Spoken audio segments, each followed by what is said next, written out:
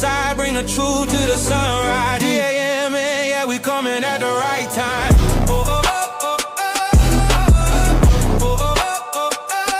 Dave Anderson, morning news.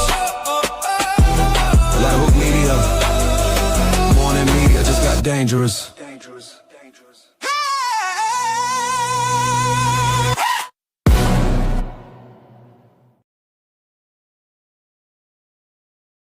Yo, it's a beautiful day to be a Negro.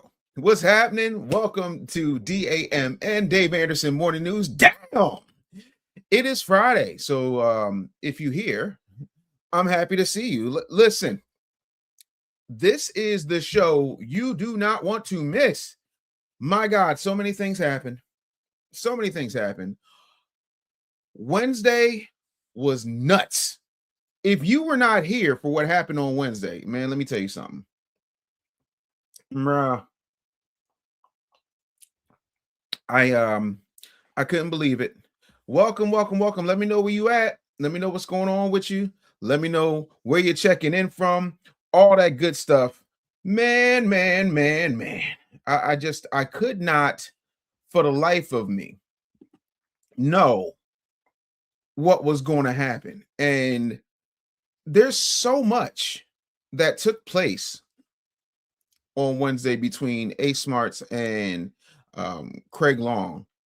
And keep in mind, I didn't know none of that was going to happen. Ace was a scheduled guest.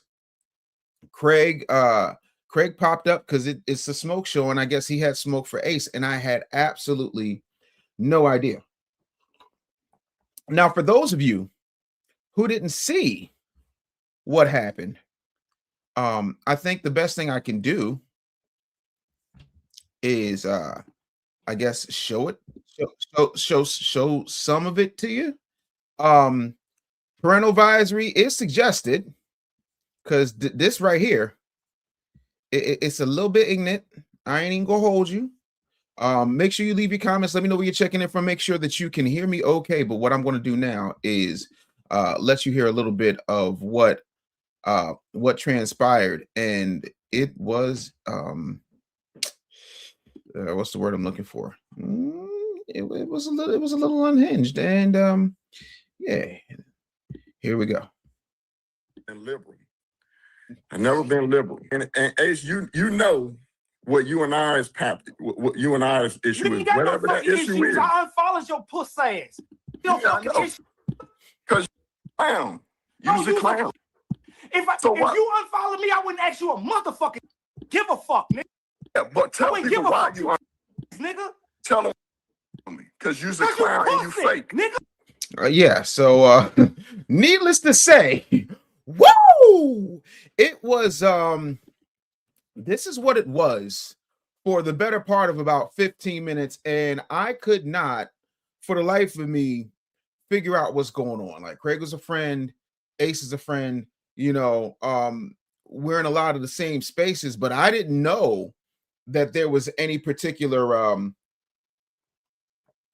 beef or issue or anything like that. I was, for lack of a better term, you know, completely taken aback, you know, by what was happening. And in real time, I was just like, yo, but like this it's a whole bunch of BANs and putting out oranges, and yeah, it went bad. But not only that, after the interview and after all of that happened, clips started going viral, and I'm like, ew.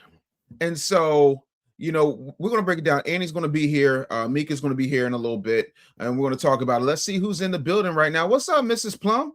Man, listen, greetings to you. What's up, Mikey? What's happening? Salute to the OG from just across the bridge. Appreciate you. Let's see here. Malika Me Bain. Salutations from Philly. Philly is in the building. Where y'all at? Now, y'all know Monday, Wednesday, Friday, 9 a.m. We in this bad boy. You know what I'm saying? Let me take this down so I can talk to y'all. We in here. And I want to thank you guys for making this channel grow so quickly. We're at just about 25,000. We're on our way to 100,000. That's the goal. We're trying to get to 100,000 because I got a nice little space for my plaque right along this wall. Gonna put it right on the wall. It's gonna be a great wall. And so I'm really, to me, I don't like nonsense and shenanigans. It's never been a thing for me. I don't find that type of stuff sexy. I don't find that type of stuff fun. Right. I don't want anybody to feel like they're thrown under the bus. But let me explain something to y'all. This is just me talking to y'all for a second. I'm a grown ass man, dog. And when I say that, I don't say that like y'all don't know I'm a grown ass man, but there's certain things at almost 50 that I am not going to tolerate. And one of them things that I'm not going to tolerate is nonsense, BS, and shenanigans. Oh, Uncle Geoff, bring your ass up here. Bring your ass up here, Uncle Geoff. I know you probably still in Big Bear. Bring your ass up here. Because Geoff saw a lot of this and he was just like, what the hell? You know. But for me, bruh, I'm not going to be dragged into the middle of beef that ain't got nothing to do with me. Right? Like that's not my thing. I have enough of my own. Like it's enough people who hate me organically. Just to be real with you. And I'm really kind of, I'm gonna be honest with you. I'm really kind of disappointed that that's happened. Oh. But I think I hit the wrong. There you go. Yeah, I was wondering like where my guest this is and whatnot. But apparently I sent the wrong link. This is what happens. You know, it's hard to be the host and the producer, which is why I'm usually just either the host or the producer. But I say all that to say, a lot of times, man, folks get really caught up in their feelings. And I'm sorry, for me, when grown men get caught up in their feelings and they get all upset, it becomes a thing. But me and Annie was catching strays. Annie's in the building. What up? What up? Snow Bunny #1. What's happening? What's up, fam? How you doing? I'm cool. I'm cool. We already getting into this kitchen strays. Yeah, no, I feel like we should just get into the fact that we caught strays. You know, we sure did. Our first guest. From your perspective, what the hell happened? Bro, listen, first thing I want to say is Dave and I had no idea that they had beef. We had no idea that Craig was coming up. It was one of those situations. I personally felt that you handled it in the most professional way that you could have. You asked for respect, you asked for no cussing, you asked for them to be adults, you know what I'm saying? You paused, you let them decompress, and then we got back into it. That was it. We had a conversation afterwards. I thought everything was good, you know. For people to jump down Dave's throat and be like, oh well, you should have said this, you should have said that. My advice to everybody was, if you didn't see the full episode, go watch it. Go watch it. Mm-hmm. And that's the thing. A mutual friend who shall remain nameless for anonymity's sake says to me, well, Dave, you know, you hung up on Craig. No, I didn't. Ace rage quit at the time. And there's no point in me talking to Craig about a beef Craig has with Ace that I can't answer because I didn't know nothing about it 15 minutes prior.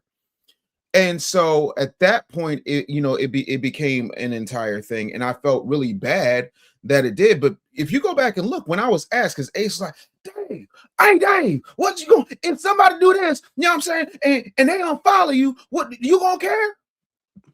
No, but I'm uncaring to begin with. I don't ever care. Like, people been talking about me when I was almost 600 pounds. They're gonna be talking about me at 198. You gonna be mad. I'm not like the rest of let me explain something to you. Okay. I'm black. I'm blackity black. I don't care how you feel about me. I'm not here for how you feel about me.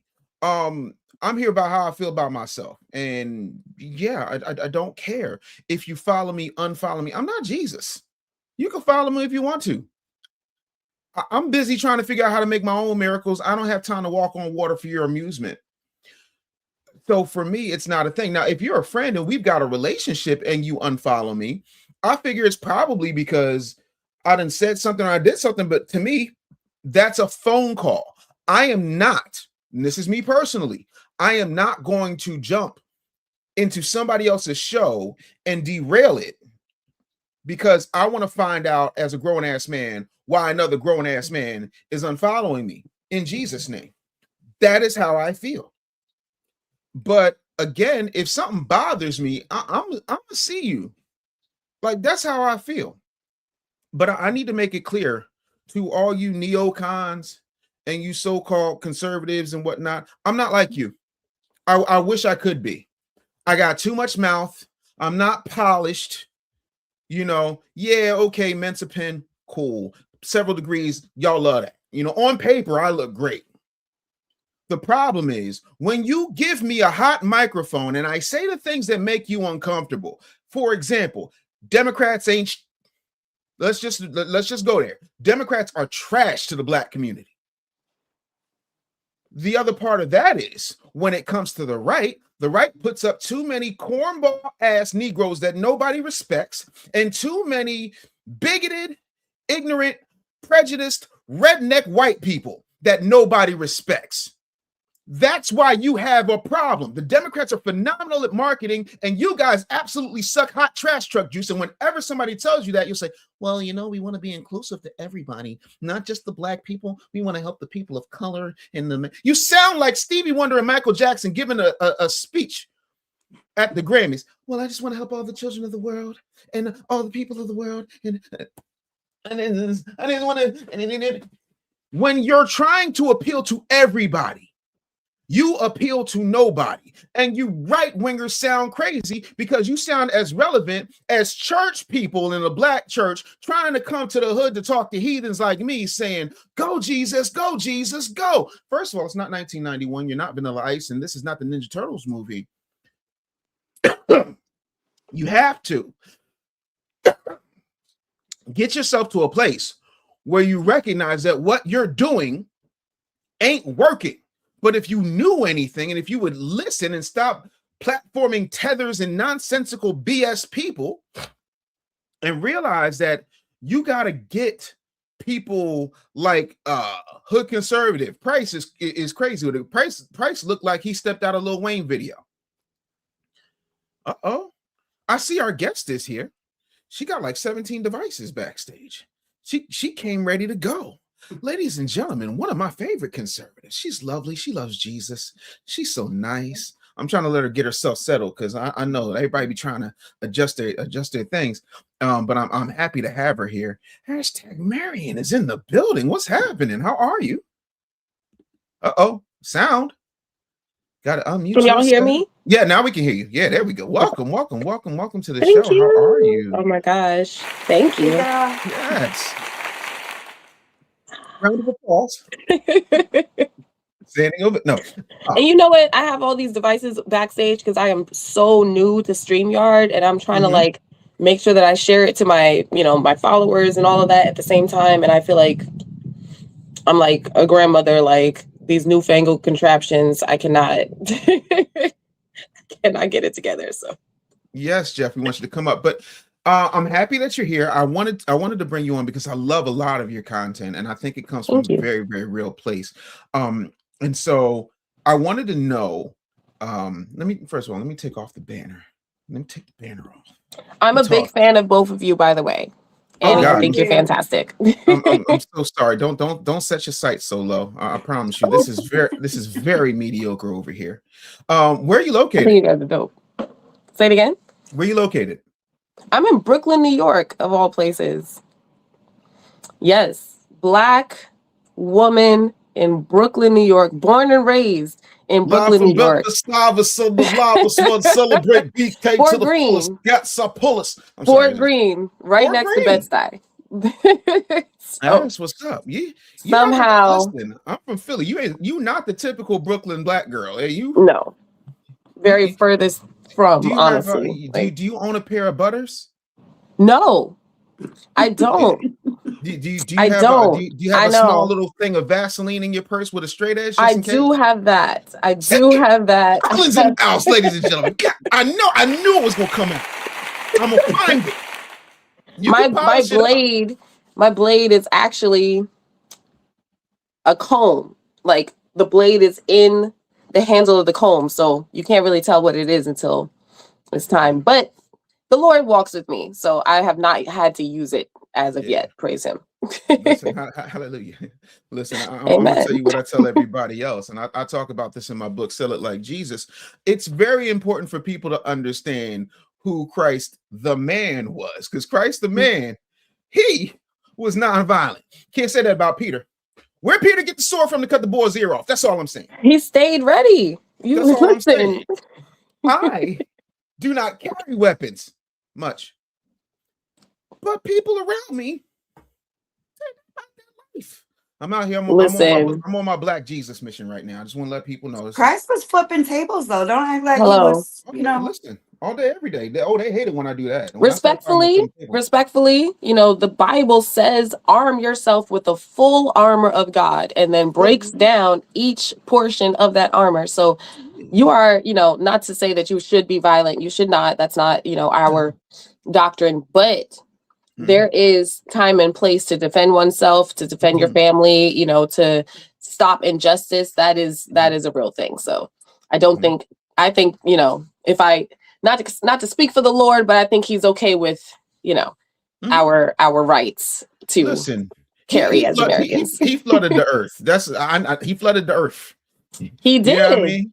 And that's just one time. Don't forget Sodom and Gomorrah. He was wiping everybody out. Because they was trying to plug angels in the booms. Well, they was trying to grape angels. Like, see, that's the thing. People talk about, y'all is filth. Ain't nothing filthier than the Bible. The Bible is some of the filthiest mess in the world, and I love it.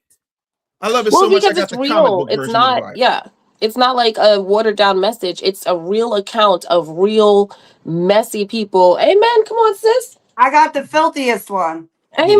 You got the old school. You have all the books. I got the Ethiopian, the canon and non-canon, the pre and post Laodicea decision book. Yes, I love it. Yeah, I love that. I absolutely love that. But so what made you decide to get into the content space?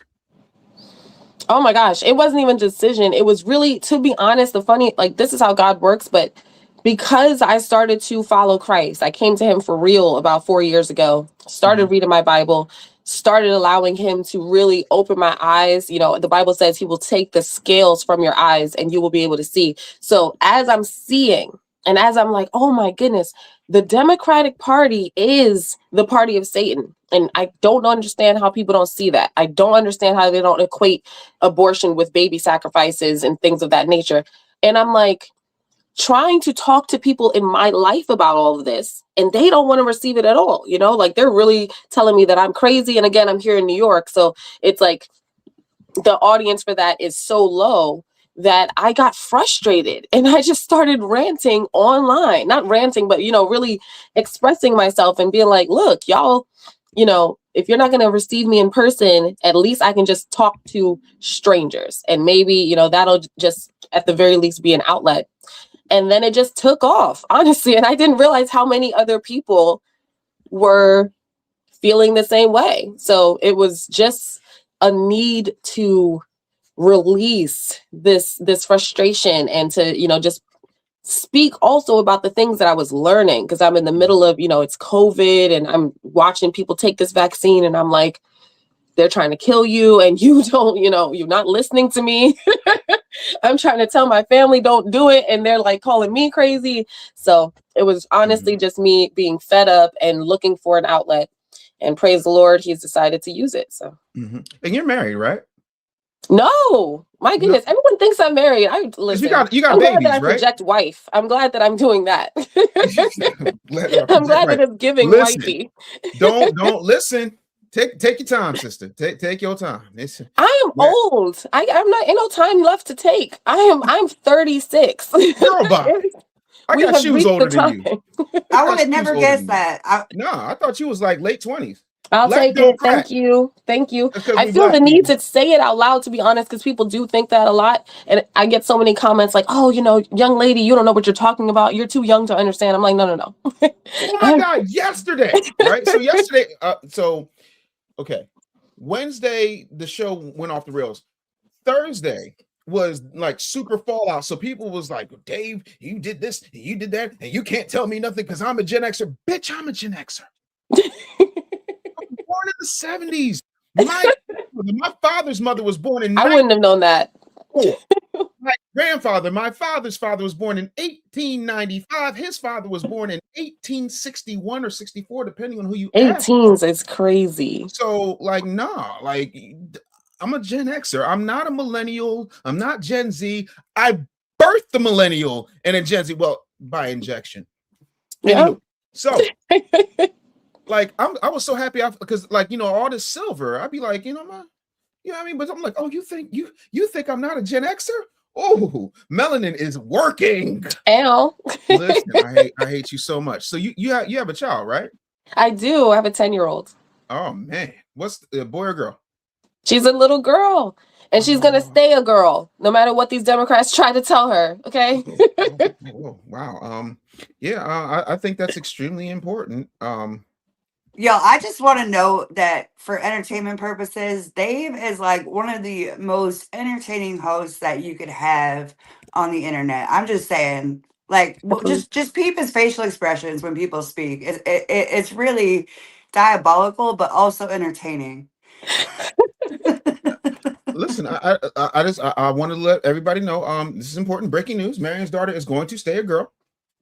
Period. Extremely important. Until she becomes a woman. That's it. Because a woman is an adult female.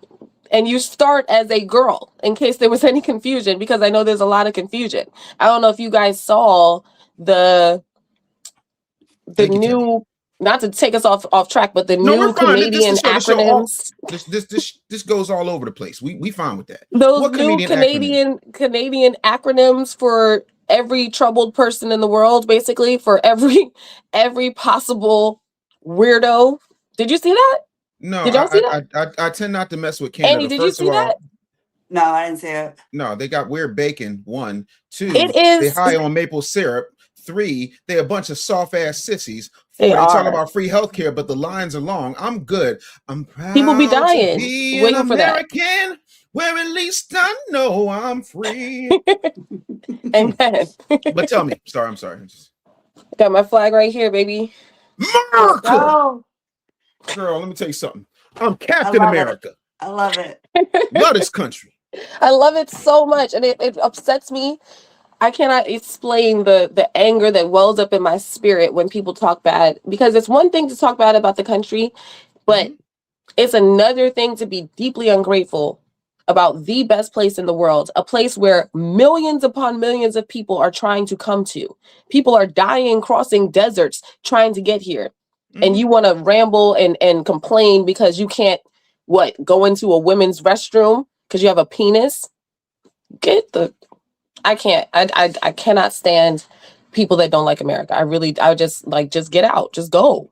And that's I'll take 1.5 million migrants that want to come here and be patriots before I'll take a bunch of people that can't stand this country. They could go. That's truly how I feel. That's it. That's it. And I tell people all the time, look, I got to pause for the cause. FBA Convo said FBA's built America before it was called America. FBA's on code, and the code is the leader of the FBA. You better talk that talk, sir. You better talk that talk, sir. Uh-oh. Ladies and gentlemen, I don't know if you know this or not, but we got a super chat alert. Super chat alert. Let's see what's happening Super here. chat. Oh, Iceman just became a YouTube member. Shout out. Yes, thank you, sir. Thank you for the membership. I do appreciate it. Oh, you're going to get so many exclusives. You're going to get so many exclusives. It's going to rock your world. But I need to dive into this because you're a smart young lady, and to me, because I'm 48. And don't nobody want my old ass but my wife, because as soon and I'm trying to keep her pumped up on them same narcotics that makes her think I'm attractive. You're a smart young lady. You're funny. You're attractive. Why do you not have a man? I'm asking for the audience. Oh Lord. Okay, she's scratching her neck. That's a body language sign that she's nervous. I done hit something there. Because I want to be delicate about this. No, this is not the show for delicate. Okay. All right. I am dating someone. He's wonderful. Is he a brother? We're not. Is he a brother? Is he your brother? Yes. And you know what's funny? Everyone asked me that. Even my daughter was like, is he black? I think my wife is white. They think my wife is white or she's not a foundational Black American. I'm like, y'all crazy. My wife black as me. Got locks down We to like her butt. Negroes. I like Negroes. I am a Negro. I don't have a listen. I did not become a conservative because I have a self-hate problem. I became a conservative because I have a self-love issue. Period. I love myself. I love my country, and I love my people. So anyway, you're dating this guy, but you ain't saying it's your man. And wait, before you go any further, because we know we're gonna have this conversation.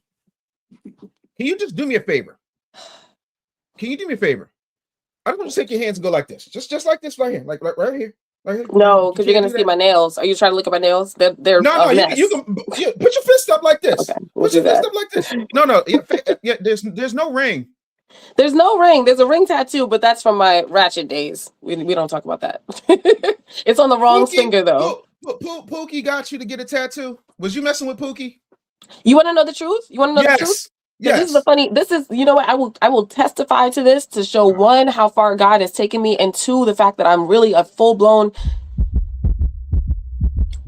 I don't want to curse on the internet, but I am a reformed N-word. Okay, like I used to be outside, and I am away from this. But this tattoo. I got this tattoo because I was dating a sugar daddy at the time, and he wouldn't pay my rent until he felt like I gave him some type of commitment. So he was like, get a tattoo. And I was like, fine, I'll get it on my right hand. I'm not going to get it on my left hand because I'm still saving that for my eventual actual ring. So that was that. And it says Panama because he was Panamanian. He's Panamanian. You was dating a tether. No, he was, I can't say too much, but he was actually like, let's call him a street dude from Harlem. That's the best I can say. Didn't I tell y'all? Don't I be knowing? I told y'all it was a Pookie. And just because he was a sugar daddy, don't make him any less of a Pookie. There's plenty of old Pookies out here. Yeah, and they Geoff, throw here's money. The link. Geoff, here's the link. And see, that's the thing. I just want to say we have so much in common. We are not that far away. I think we would be great friends. I love you. So please receive me, invite me to places. I will come. I'm so down to hang out with you. Say less. But I just wanted to say on my page, I call myself, I'm a Christian pro-Black conservative.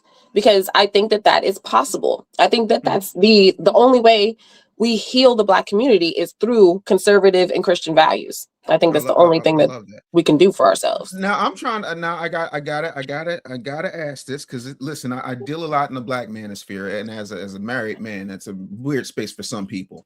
But here's my thing. And this is the only time you will ever hear me quote Dr. Umar, because I think Dr. Umar is the biggest shiftless scammer on the face of the planet, literally and figuratively. But he says something that I agree with. It's that when y'all are in your 20s, that's when y'all dating the ratchets and the pookies. When you're in your 30s, you find the pretty boys. And then when you're in your 40s, it's stepdaddy season. Why can't y'all ever just find a good man to begin with? I mean, this is a very valid question. The question is, how many good guys are out there in their 20s? Okay, first of all, Uncle Geoff Brown's here, in case y'all don't know. Master comedian, mentor, uncle, good brother. But I got to dig in Marien's ass respectfully for just a minute. So y'all just excuse me. Let me have this conversation real quick. Let's just hold on. I'm gonna tell y'all what I'm gonna do. Let me just hold on. Annie, don't get your ass out of here. Hold on. Let me talk to you. I'm gonna talk to you. First of all, do you know who Mike Jones is? Mike Jones. Do you know what Mike Jones' biggest hit is? Mike Jones? No. What's the name of it? Back Then Hoes Didn't Want Me. Yes. Now I'm hot. Hoes on me. I said, let me explain something to you. Have you ever been on a rich guy's boat before? Of course. Yeah. I'm the guy that has to go get the boat. Okay. See, y'all, and this is, I'll never forget this. Bishop Joseph Warren Walker of the Mount Zion Baptist Church in Nashville, Tennessee, said something to the congregation around 2003, 2004, when I was a member there, because I lived in Nashville. And he said, quote, "The problem with men and women is y'all are looking at different things differently. He said, the problem is y'all keep trying to find a king or a queen in the club and ain't nothing but jokers in the club. Then he said, see, men's first instinct is always going to be physical. A woman's first instinct is always going to be financial. We want beauty. Y'all want money. And my whole thing I'm is, not in that camp. I really can't agree with that. I'm serious. I'm sorry, what happened to the Panamanian sugar daddy you were describing a few minutes ago? Well, if I give you the story about that, I dated him after my daughter's dad, and it was because I dated my daughter's dad for his physical attractiveness. He was a bodybuilder, etc. And once that ended and I knew that I wasn't trying to get into something right away, I said, let me go ahead and be pampered for the first time in my life. So that's why I chose a sugar daddy. I deserve this. I do. And I loved it. For the season, it was wonderful. It was very nice to not be, going 50-50 and all of these different things. And this is not to judge nobody that does it. This is not to down my daughter's father. He's a fantastic dad. He is actually doing quite well for himself now. So I'm very happy for him. But this is the reality. Huh? He's doing quite well for himself now. But he wasn't then, right? Yeah, that's the reality of it. What do you want me to say? God, please tag my hand, please. Uncle Geoff, you're in. Okay. God bless you both. First, let's address the first reason that I came up here. This is your house. In a man's house, everything is his fault. Always. Because if it isn't, then he can't control it. Yesterday was your fault. Without question. Yes, sir. And it's not about Dave personally. It's about the standard. The standard is that we come up here. We don't speak like men or women, speaking women to men. We speak like high school graduates, at least, that have a good internet connection and speak English. Yes, sir. Okay. So with that out of the way. Oh, well, and like I told you, what you should have done was drop them down, both. Yes, sir. And go, look, gentlemen, I'm going to let you both back up here. But if this leads into a male cat fight, I'm going to drop you down again. And I don't want to see you for 30 days. If on the 31st day that happens, you're never welcome back here. Period, brother. Yes, sir. You got to shoot a hostage. Lets everybody know you're serious. Hostage negotiators, everybody. Anyway, Sister Marien. Hi. How you doing? Nice to meet you. I got to ask you about your sugar daddy. Would he have still been your daddy if he didn't have any sugar? No. Why would I? Okay. What would be the point? Exactly. So as long as you are willing to say, as long as you are not pushing back on women want money, I don't know how you say both of those and make them make sense unless you're willing to try. Or can we concede that doesn't make sense right now? Or do you really want me to put that back in your lap? Well, I would say let me be clear. Okay. One, I'm not the standard everyday woman, right? It's just that's not who I am. My mindset is very different from them. What does that mean? It means that I am not as blinded by finances, and I'm also not as willing to settle for someone I'm not physically attracted to just because they have money. That's just fair. Not my thing. Yeah. That's fair. Also, the reality of it is that people go through seasons, right? So as you were saying earlier, Dave, like, in the 20s, you might be interested in this, and in your 30s and 40s, you're interested in X, Y, and Z. It goes the same for both, men and women. Like, let's talk about what the average 20-year-old man is actually looking for or is even interested in, right? Like the likelihood of finding a 20-year-old man that wants marriage, that's ready to commit, that wants to be a provider, that is actually financially focused and isn't just blowing his money on trips and shoes, sneakers, and all of that.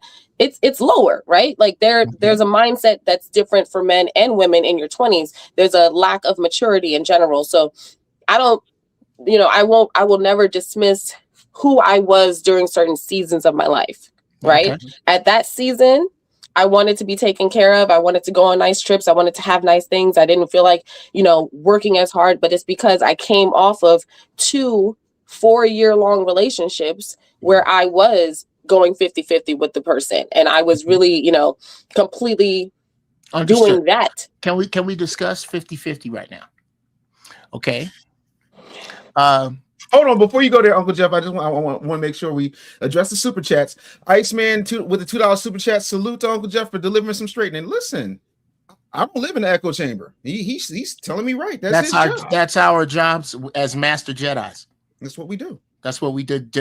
Dave then pulled my head out of my ass. He just put his foot on my shoulder and a couple times. That's okay. It's all right. That's all. That's what we do. That's my dog for real. Right. Okay.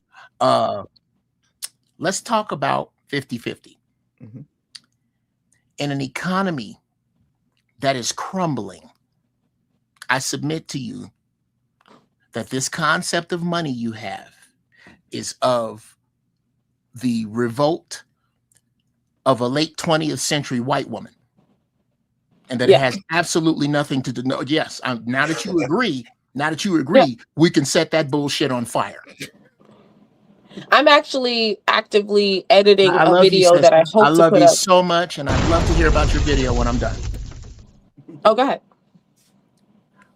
If you ever use the term 50-50 again with BRICS, I'd suggest you look that up. With the Strait of Hormuz, I suggest you look that up. With the weakening dollar on the verge of World War III in America, I have no idea what standard you are judging by a standard that the white people black folks chase the farts of white folks. They want to do as much as white folks let them, as soon as white folks let it be legal. You are chasing a dream that it was shot on November 22nd, 1963, and officially died on September 11th, 2001. This concept that there is a way for you to survive where you stay at home and take care of all the bills, that went out with the show Mad Men. I don't know. I'm not sure I get can you just concisely explain what you're saying? So are you saying that it's not possible for a woman to stay at home and for the husband to take care of all the bills? Is that your suggestion? What I am saying is that in this present economy, if there is one income coming into the house, that person, he or she, is fucking balling. That's what I'm saying. And I am saying that this guy that makes that money, I never hear sisters like you talk about what he wants. It's always what you want. I need you to tell me what it is about you that will make him, now that he has his money, walk past. And again, and then here's another thing, sisters miss. Let me explain something to you. And this is just mathematics. Okay? Before you count all the dudes that you don't want, the knuckle draggers, the PSA captains, the dudes that's going to go to the Super Bowl twice while you at work, the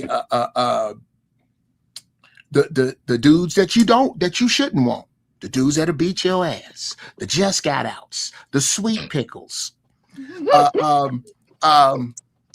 about this? How about the dudes that there's so many of them fleeing this continent to get away from your demographic that they have a nickname and a demographic? Before you count them, and before you count the rest of the world's women clamoring to get with brothers and pushing and shoving in line, before you count any of that, there are 2 million more of you than us. Let me put that another way. If the surplus, the black woman surplus in this country, turned into zombies today, by Monday, the whole world would be infected. That's how many more of you there are. So this guy, are you going to ask a question at some point, or leave space for me to respond? At some point. Oh, it's a lot. You're bringing up a lot of different points, and I suggest you get a pen. What's making me giggle is that you did come later into the conversation, so you're not aware that I'm speaking about someone I dated previously. Yeah, this is old. And, She's got a this is new just man. kind of, very standard of men that have a specific idea that they want to push, or have this idea Sure. of women that they feel that they need to address every single time they're even speaking to a woman. And you clearly don't know me, because you told me to look up the Strait of Hormuz, even though I just did 3 consecutive videos breaking down the Strait of Hormuz and what we're doing over there. You told me to look up BRICS, and I have 2 consecutive videos breaking down BRICS and breaking down the destruction of the dollar and the push of the yen. So what I'm going to ask you to do respectfully is just talk to me and not talk to the women that you think that I represent. If that's okay. Sure. Then I appreciate that. So, absolutely. So what is your actual question with this? Is your question that women, or is your suggestion that women should be more open to dating men who make less than them, or going 50-50? What is your point that you're making? My point that I am making is that as Americans, we are arranging deck chairs on the Titanic post iceberg. Okay, Americans in general, or Black Americans? You spoke specifically about Black women, how we could all become zombies and the world would be over. I feel like you have a specific thing you want to say to Black women, so you're welcome to make that point. Okay, I'm confused because you told me just 30 seconds ago to only speak to you. Pick. Right. I mean, I'm asking, are you making a point about Black women that you want me to address? I was trying to cross the street, but cars kept coming. You asked me a specific question. I was in the middle of answering it. Some impulse you had stopped that, and you started to speak. I have no idea where we are right now, to be honest with you.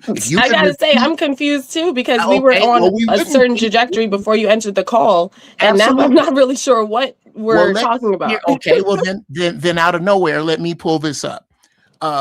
In an economy, and it does seem odd to me that you do know about the Strait of Hormuz, and you do understand the economy, and you still are somehow stuck with the term 50-50. I don't know where that's coming from, but okay.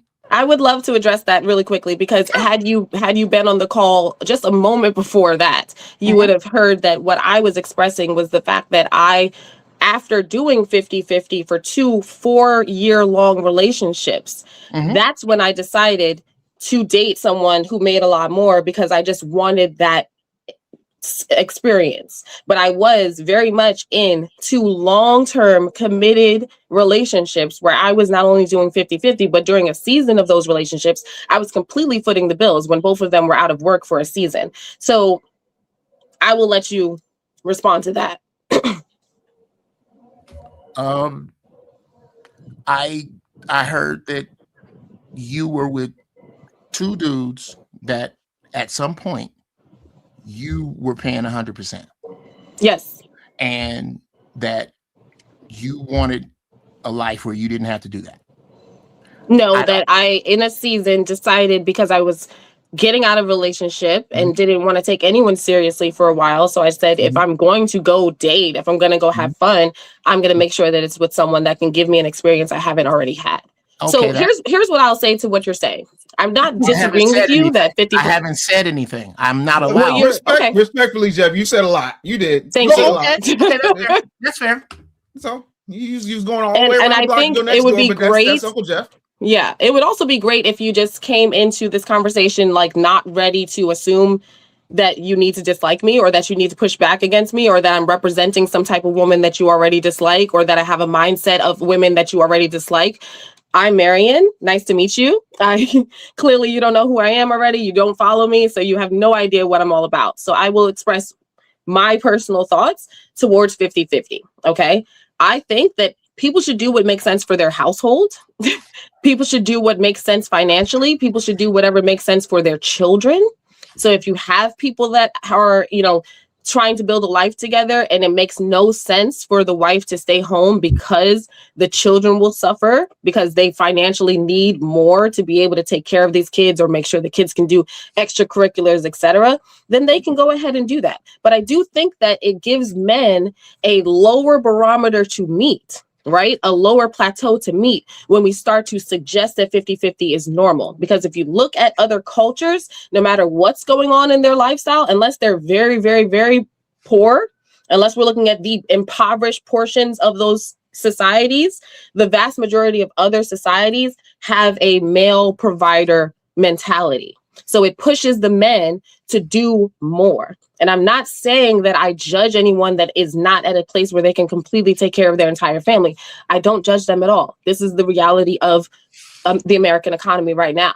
However, I think a man should have a provider mindset. And when you have a mindset that says, I want to be that person, then you push yourself to be that person. When you have a, I'm completely fine with 50-50 mindset, that is what you strive for. Okay, hold on. Let me jump in here. Hi, Dave Anderson of Dave Anderson Morning News. So nice that you guys are here. Couple of quick things. First of all, let me address the super chats because super chats are coming in hot and heavy. The Iceman says, salute to Uncle Geoff. Okay, we got that one. FU2 says this woman is annoying and sounds like a tether. So let's address that. Where are your people from, Marien? I am like 6 generations Black American, descendant of slaves. The idea that I'm a tether is laughable. I don't even like. It's such a ridiculous concept. And if you were here earlier, you hear that I only date Black men, Black American men. So because you think because I have this Panama tattoo, this guy his family was Panamanian, but he was an American. His family emigrated here through his grandmother in like the 1800s. You can call me annoying if you need to. That is okay. If you're not going to address what I've actually said, the facts that I'm bringing up, then you can be annoyed with me as long as you can't, tell me that I'm wrong.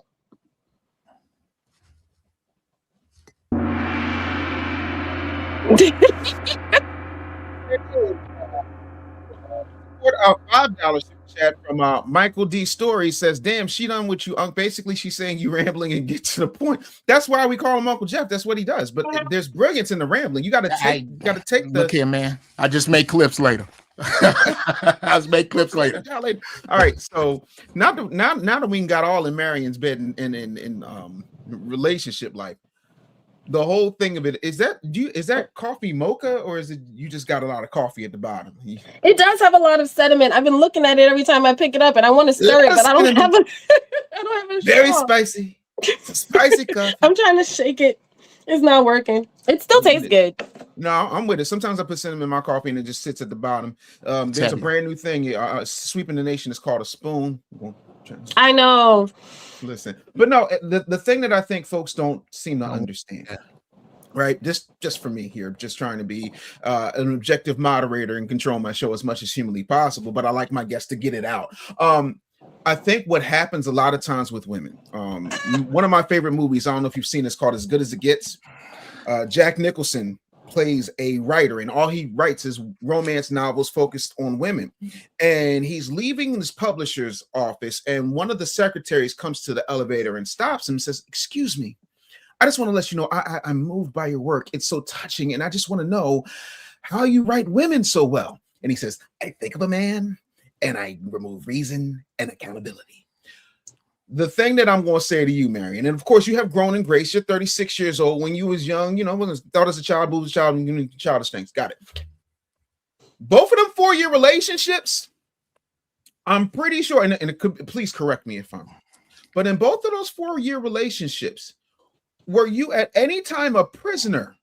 Were you forced into those relationships or did you choose those dudes?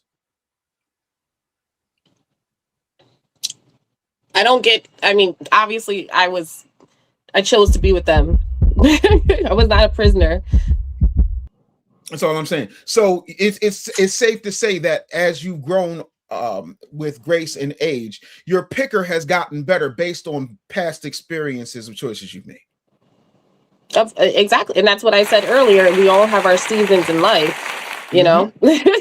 And so if I ask, unless both of you are married from the age of 18, I'm sure you have your own season, your own women that you can look back on and say, I messed up. I call my ex Godzilla because she's green with envy, she's evil, and she tears up absolutely everything that she's ever come in contact with. And I can't stand her, bro. We got the same ex. Maybe I don't know. Same girl. Anyway, luckily, I ain't had no babies with that broad. Thank you. Praise the Lord for that. Listen, God be looking out. And She walked away with nothing. And I walked away homeless. And I was so happy. Homelessness was better. Like, that was the first time, even after I come out of seminary in 03, that was the first time I understood that it's better for a man to live in the corner of the roof of his house than be in a house with a quarrelsome woman. I don't like it. I don't like it. But here's when what I broke up with get. my ex, I let him keep our apartment. I paid all of the money for us to move back here from DC, because that's where I went to college. So we moved up here to Bed-Stuy, and I paid for the entire apartment. I paid the security deposit. I paid for the entire move. And when we broke up, I let him keep the apartment because he is not from New York, and I had family that I could lean on, and he didn't. So again, Geoff, I appreciate you. And I think we got off on a weird foot because you came in with a lot of assumptions based on one word, which was sugar daddy.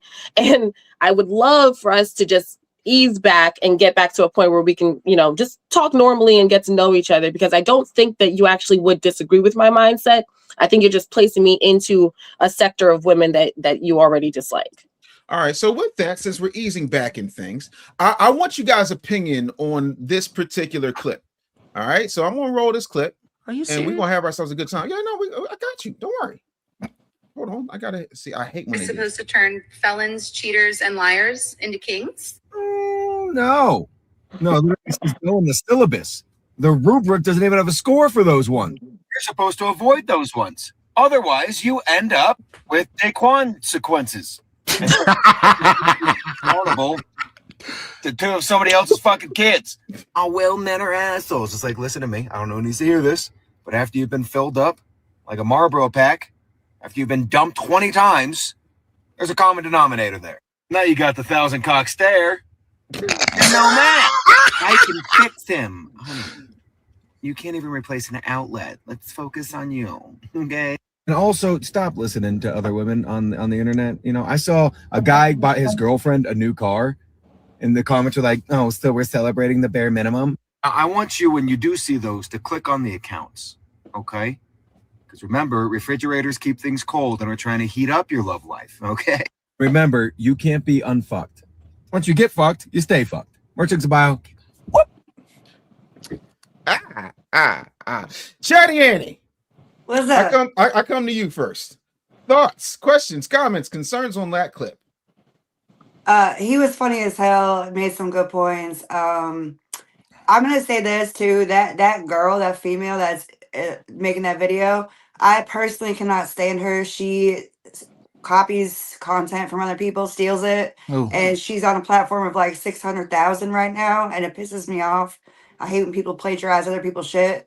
But no, he made some good points. You know, I particularly like the female that was celebrating her 21st birthday and pregnant. I could say in Marien's defense, I too used to have that mindset. You know, I was one of those females. Listen, so my son's father and two other men that I dated were the just got outs.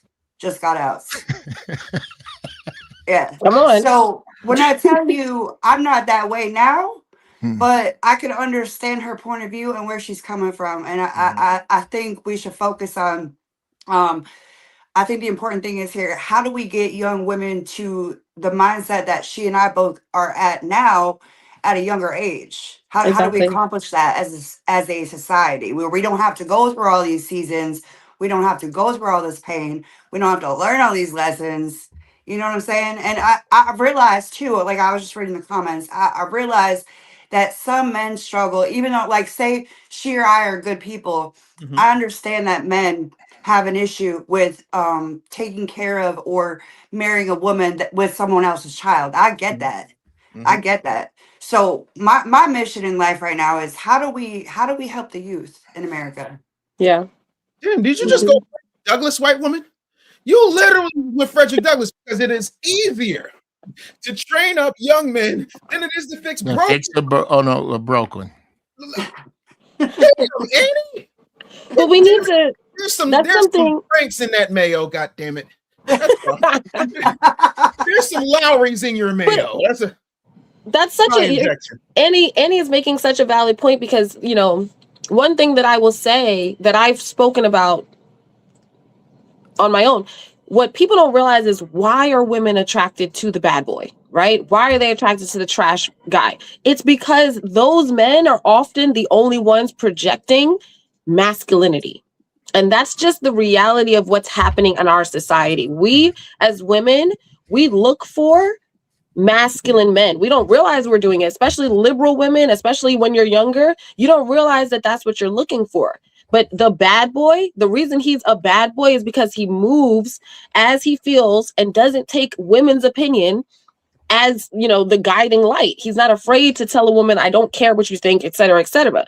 And when you look at why women are attracted to that type of guy, he's always either hyper masculine, or he's got a bunch of like money. Let's be honest. Like if he was in jail because he was dealing drugs, it's because at a certain point he was making money dealing drugs. And that still goes back to conservative values. As crazy as that sounds, women are looking for a provider who is masculine.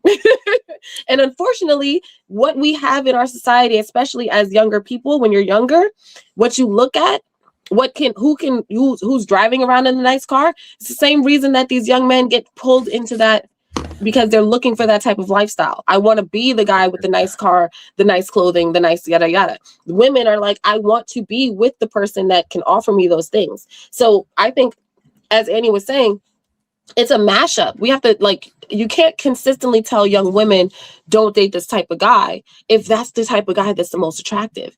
We have to turn around and also tell young men, like, you don't have to be a thug, but you do need to stand in your masculinity as a plumber. You need to stand in your masculinity as an Amazon driver. You can't be a pushover.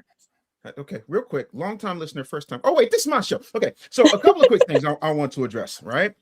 I have several issues, and I'm going to get to the super chats after my rant. I'm going to go to Uncle Geoff. First thing I want to say to you, first of all, I love the show because I never know where it's going to go. This is why I love doing this show. I'm never going to stop doing this show. I can't wait till we get to 5 days a week, damn it. But right now, 3 is the flavor that they savor up here, neighbor. But here's what I want to say. The first thing is, looking like you rob a liquor store and acting like you can beat a woman's head in does not make you a man. Having said that, I will also say this.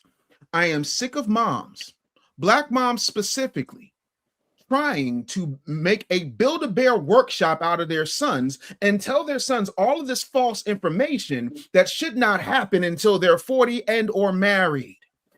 This is what I mean. You tell your sons, not you, Marion, because you got a daughter, so I ain't talking to you, but your ilk, people who look like you. You guys aren't women anymore, according to the liberals. You guys are what I like to call now, because you're not birthing people, you're not lactating persons, and you're not menstruating people. I'm going to call you something that the trannies and the weirdos can't call themselves, and that's vaginal Americans. So you vaginal Americans, get yourselves into these situations, and you say, that you want a particular type of guy. You want that guy because you have Afghanistaned your womb. That's right, I Afghanistaned it, meaning that you left it because it was valuable, but it's bombed out and depleted, and all the equipment that could have come back did not come back when you came back. So now what we have is a perfectly good used womb that has been depleted of all its natural resources, and now you want to fix men by making sure your son is a beta male simp mangina. Because for the past 65 years, I love how, not you, Marion, because you got sense, but I love how black women say, you have to say that every time. I do, because we in a generation where the not all police will show up every time. So here's a blanketed one. We ain't talking about Marion, but generally, because she's the black woman on the panel right now. That doesn't matter. You got to say it again anyway. Keep going. Fuck you, Geoff. It's my shit. You tell me what I can and cannot say. I'm going to get back to my point. Absolutely. Beta male simp mangina raising that happens is what's taking the masculinity out of young men. And we're telling them that they have to feel their feelings, and they have to express themselves, and they have to cry like Brian McKnight in an after school special. You're telling them all these things. And then the other part of that is you're raising your daughters that plumbers ain't good enough, Welders ain't good enough. A dude that's a bartender making a red snapper kamikaze Long Island iced tea ain't sexy enough. But Pookie, who's driving the Benz, is what you need to get, because you don't want to be us. You don't want to be in the struggle. You don't want to be on the struggle bus with somebody. You don't want to be shooting in the gym. You want to go ahead and get Kobe. Kobe ain't even marry y'all black asses. Simply because y'all rejected him for being corny, and I'll blame Brandy for that. But my point is, y'all say y'all want one thing, but the thing that you say that you want is not the thing that you are raising, and you guys are not checking your elders on what they're raising their boys to be and what they're telling their women to go after. And so if you've had the ball for 65 years, who's raising both the Pookies and the beta male simp manginas that you don't want? Yeah.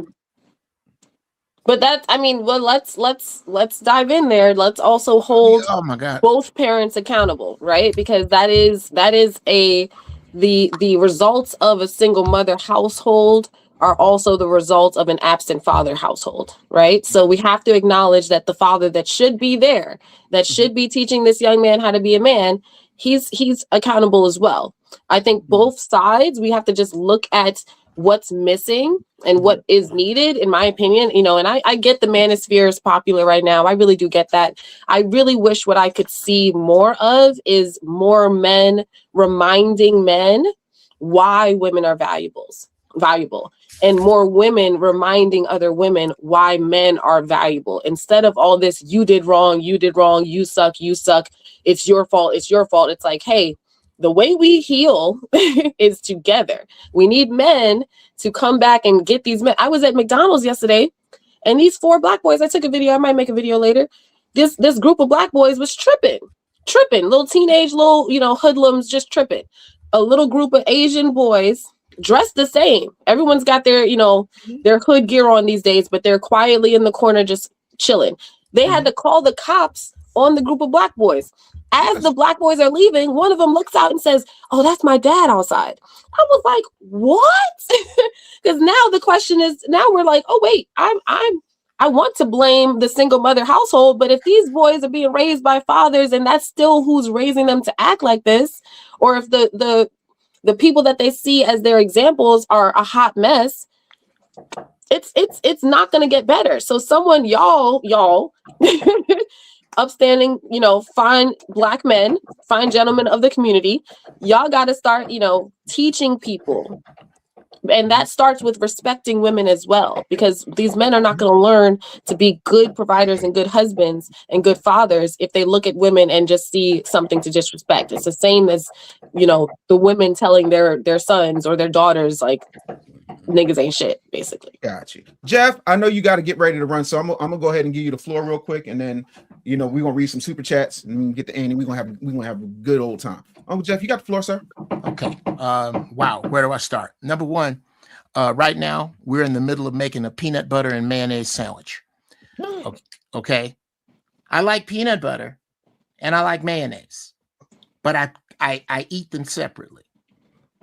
There needs to be a time when we can, and you let me know, Marien, Dave, Chatty Annie, when we are going to talk either in this show or another, purely about what men need to do. And that's all we talk about, because that's the peanut butter sandwich. Then let's talk about women. And we're not going to put anybody in their laps. They're not going to be able, there's no force field. You have to take the stand by yourself. I am willing to talk about either of those. But right now, this is a peanut butter and mayonnaise sandwich. So at the end of this, please let me know when we will talk about these subjects separately. Number two, nice guys don't finish last. They just don't fuck first.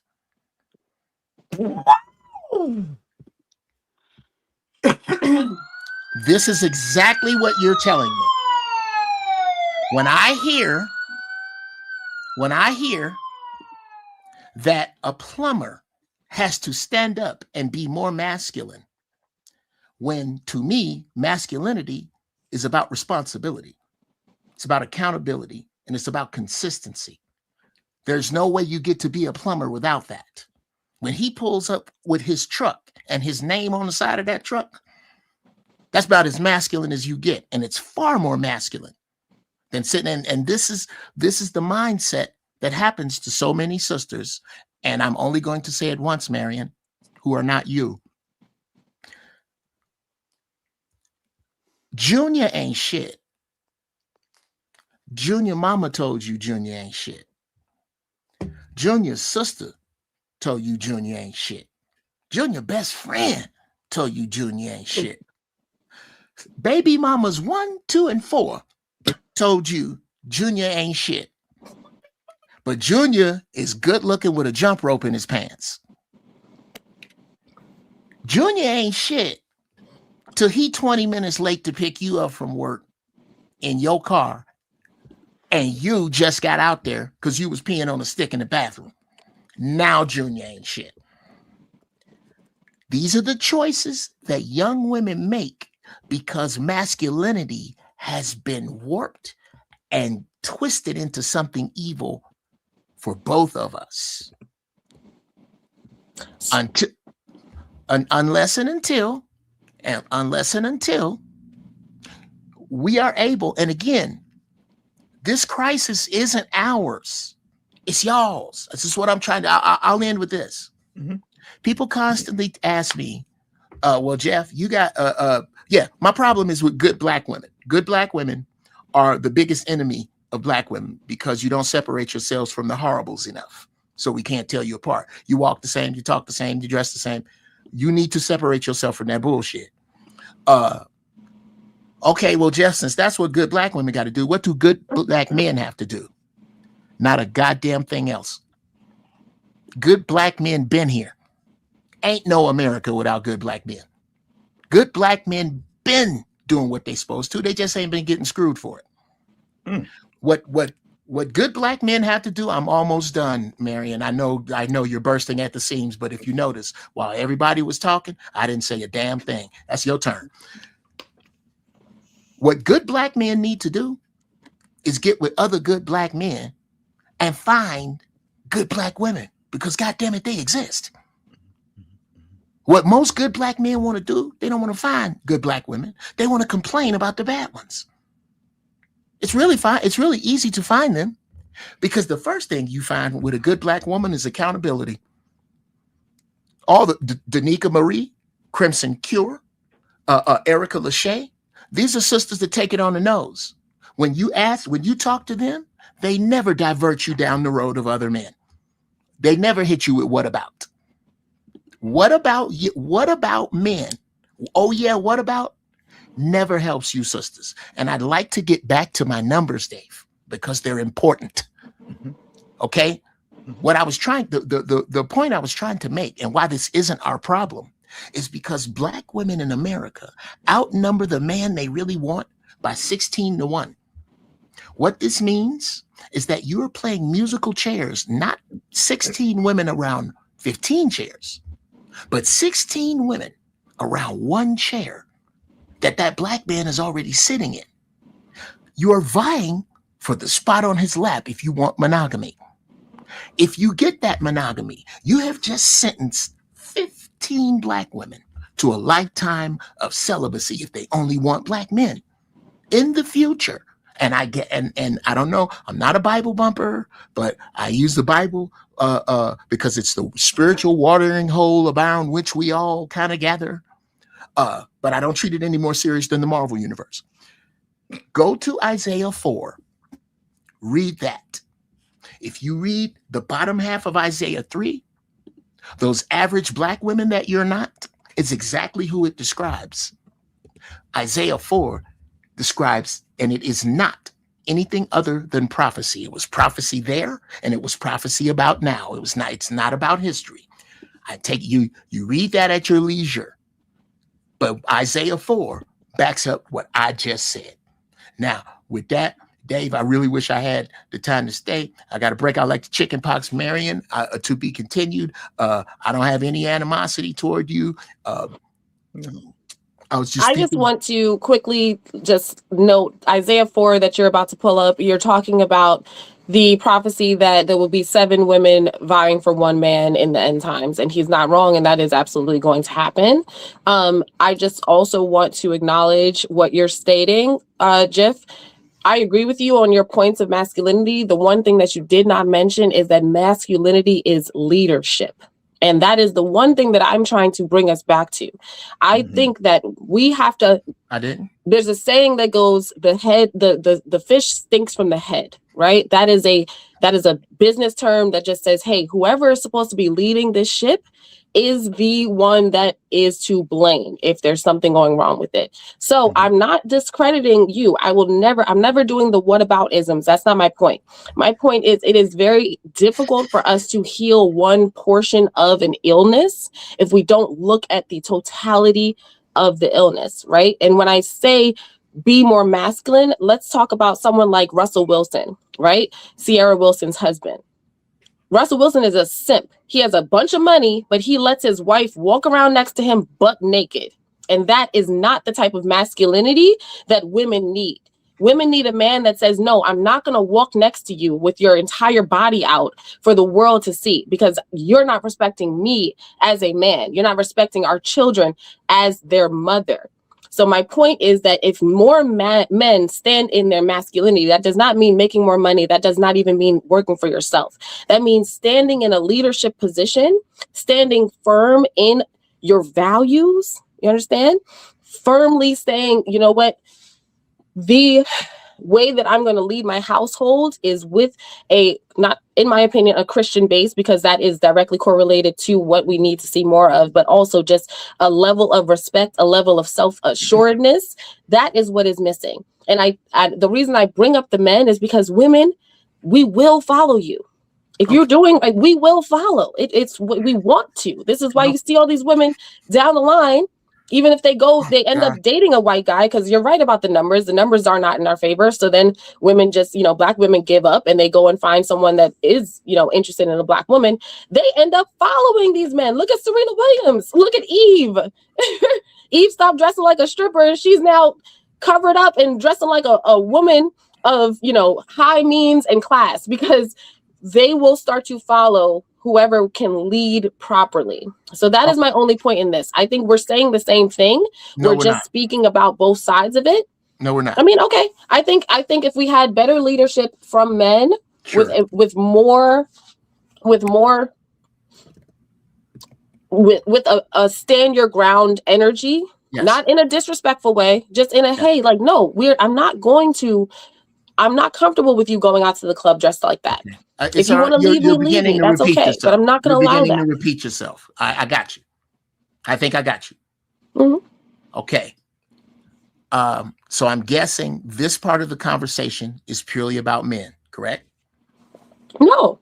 Okay. Well, that's the problem I'm having, because this conversation, in order to dissect this properly, when you say when you use the body as an illness, when you go in to see the podiatrist, he is not going to check your hearing. He's a podiatrist. So we're talking about feet that day, or lungs the next day, or whatever body part you desire. That's what needs to happen with this conversation. And I am fine if we only talk about men or we only talk about women, as long as we get to only talk about women. Because men, well, we didn't start the conversation only talking about women, or at least I wasn't aware that was what the conversation was about. I thought we were just generally, talking. And again, absolutely. In general conversation that is supposed to get nowhere, which is what happens when we talk about men and women because we don't separate them. Great. I thought we were trying to get somewhere, and I thought I was making sense with the peanut butter and mayonnaise analogy. I thought that made, I thought. So, sure. Okay. So I'm asking now. Okay. Is this, and I'll ask you, Dave, the whole panel, if this is just peanut butter and mayonnaise, then let me know that, and I won't take it. I won't try to make sense. As a matter of fact, if this is just peanut butter and mayonnaise, I got to go make sense somewhere else. But if we are really trying to make points here, I have no problem with only talking about men. If we get to a point and you let me know, anywhere on the Gregorian calendar that we can talk about women and not bring up men at all. If you let me know when that is, I'll show, or either one, or men, and don't bring up women at all. Because as long as you mix them, you are not going to get where we are trying to go here, which is some sense, I think, of what the future looks like and how we talk to these young people, because I have a plan for that, but we can't get there because we keep getting into every time we even get close to female accountability by itself, a force field comes up and a man shows up in the conversation. That is a problem. But wouldn't you agree, Geoff, that it's almost impossible to separate the two totally? Absolutely Wouldn't you not. agree that we are too intertwined? You know, No, if we're talking about what the Black community needs, we have to talk about. I don't have to hear the rest of that. I don't. Just the way, the same way a helicopter pilot is not a fighter pilot, is not a blimp pilot, is not a sure. But if the entire aviation force is struggling, then we have to talk about all sides of the armed forces, right? Sis, I'm a United States Marine who used to work on helicopters. You're wrong. My question is, if we're talking about the United States Army, we're talking about the entire armed forces. Because again, okay. Here's what I'll say. I agree with you. If we came into this conversation saying we're just going to have a necessary conversation about Black women, I would have been 100%. Let's dig into Black women. I am fine with that. I have content about that. I have no issues with that. I also do know that, especially when it comes to the manosphere, there tends to be a lack of the other side of the conversation. So when people invite me on these shows, one of the things I guess, they want to do is talk about women because I'm a woman, and they just, appreciate that I have differing values. So they assume that I'm going to be diving straight into that. But I'm like, look, I'm not delusional, right? Like, I'm not going to sit here and pretend that we can just wave a wand on Black women and change and fix everything that's wrong with the Black community. What I said earlier, and I don't know if you were on the call at that point, but I said I'm a pro-Black conservative because I believe that conservative values are what the Black community needs. And that attaches to both sides: mother, father, husband, wife, children. If the entirety of the Black community, men and women, were to align with conservative values, that would fix this whole pot. So if you want to have a conversation about what that is, the actual thing that's going to heal us, the medicine that will heal us, it is Christ and it is conservative values. Okay, Dave? I got time now that we're going to talk about, if we're going to talk about wait, God damn it. I got time for that. Hold on.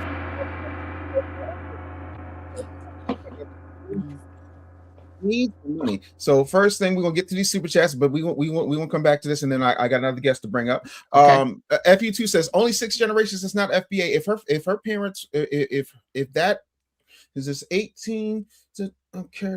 That is first of all, that's me making an assumption, bro. Like we are of slavery. I have no idea how far back we come. I just know traced her lineage, but she's not Jamaican, Trinidadian, Brazilian. That's not fair. Yeah, I have no Caribbean in me at all. No Dominican, no Spanish, no Latino, no Asian. To say that, and she shouldn't have to qualify it. Really? Also, like the hell, I'm from here. What is the? That's different than somebody who's Trinidadian and said, "Well, my parents came here and I was born here. I don't know nothing about Trinidad." You still a tether. Stay out of Black folk conversation. She's not that. So, if they ever give us reparations, I'm getting the whole thing.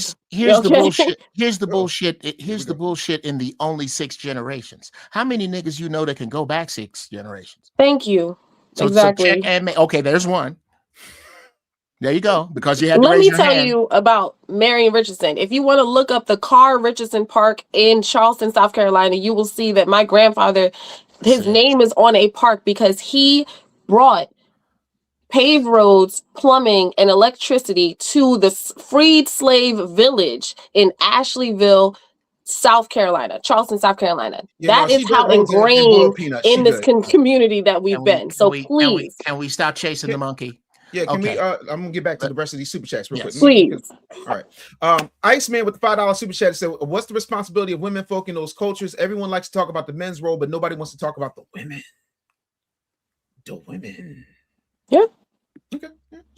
Keep it moving. MC109 with the $2 super chat says, cool show. Thank you so much. Hope you subscribe. Don't forget to get a membership. Love that. Yep. TZ became a YouTube member. We getting the members up in here today.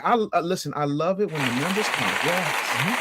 Won't you come on down? All right. TZ also said, just dropping 5 because I'm late to class. Keep going, Dave. And just bagged the membership. Y'all hit that like button and share the space. If y'all don't hit that, why aren't the likes up? Are you not entertained? We was going to be talking about conservatism. Now we talking about relationships and how thrown off Marien is, and Uncle Geoff is rambling. Like we are. Look here. Look, it's good. I love it. Get them up. Wait, hold on. Iceman said, my God, today. Hallelujah. Hallelujah. Yes. I love that. $2 super chat. Thank you so much. Michael says, my wife was raised by her father, and that made all the difference versus women raised by mothers. I'm a plumber who made $200,000 last year. So what's wrong with dating a plumber? My answer is not a damn thing. Not a damn thing. I tell people all the time. My daddy was a plumber too, and I was also raised by my father, and I agree with that sentiment. It makes a huge difference. I think when women speak up and say the mindless shit that they do, what these the young dudes aren't looking at is that they're going, hey, I'm uncoachable. I'm gonna give you word for word in the time of crisis. Don't pick me or my friends. And until they see that, they're gonna be chasing their tail. But let's get back over to conservatism and Christian values. Okay. First off, it is my belief that, and I understand what you mean about values, but the values that that Black people in this country try to, when I was growing up, to adhere themselves, predate Christianity by thousands of years. Not thousands, bro. Whenever I talk to, I really don't get too deep into Christianity with people who cannot match the following criteria. And I've read the Bible like a book twice. A, do you have a passport?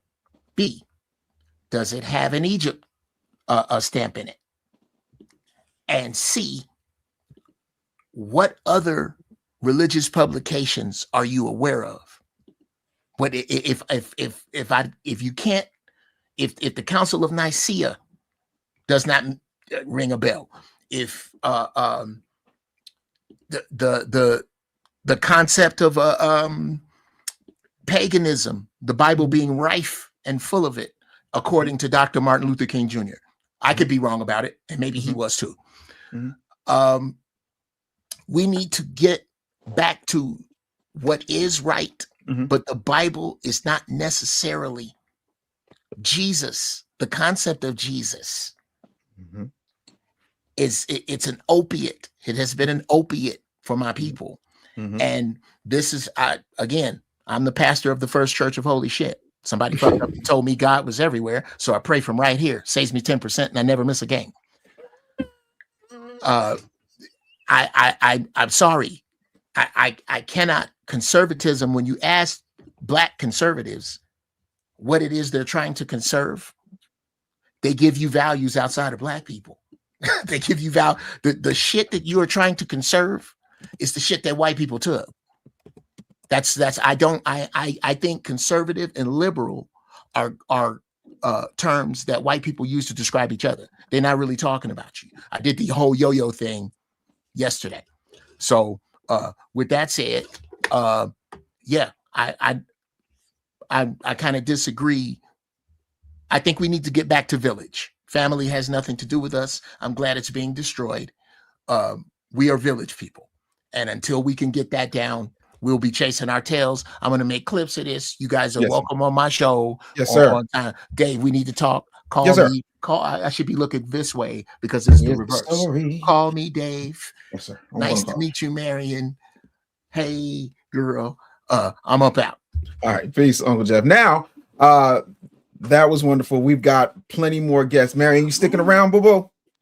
Yeah, I just need to quickly address what he just said, right? Because he's trying to aggressively attack not only my Lord and Savior, but the Hallelujah. foundational truth of what the Black community was. He's saying that we need to go back to a village, but the fact is the village always included a nuclear home, a nuclear family, right? We never had an instance, unless you want to talk about pagan Africans with, you know, a bunch of wives and all of this insanity. But the reality is I don't want their lives because they do crazy things. They do fertility dances. That's why we have twerking in this country today, but no one wants to talk about that. Well, that's why we have so many abortions, because they were giving their babies over to Molech. They were killing their offspring at the response, you know, or at the worship of these pagan gods. These Egyptians, these people love to act like Africa was all Egypt. I would love for this man to remember that Egypt is a small portion of the African continent, and to suggest that all Black people should have Egyptian values. And when we watched the Egyptian culture die after the Hebrews left, after Christ came into the world, we have to acknowledge that whatever pagan gods these Egyptians were worshiping pales in comparison to the majesty of the Lord Jesus Christ.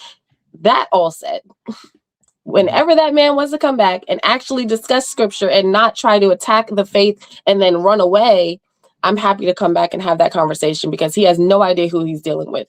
He has no understanding of the scriptural studying that I have done, not just scriptural studying, but the overall theology, the understanding of the other texts that he's trying to bring up.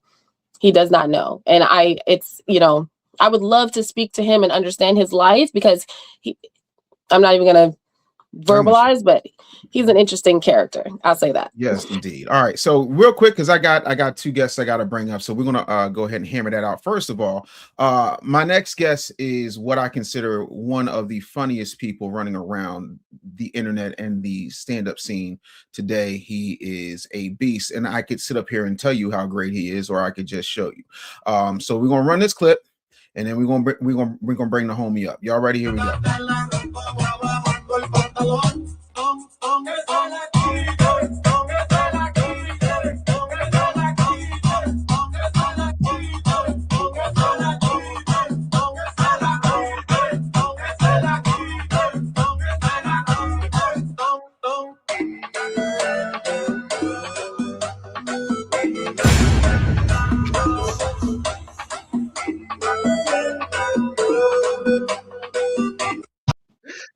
Ladies and gentlemen, Will Miller is in the building. Back you up, son.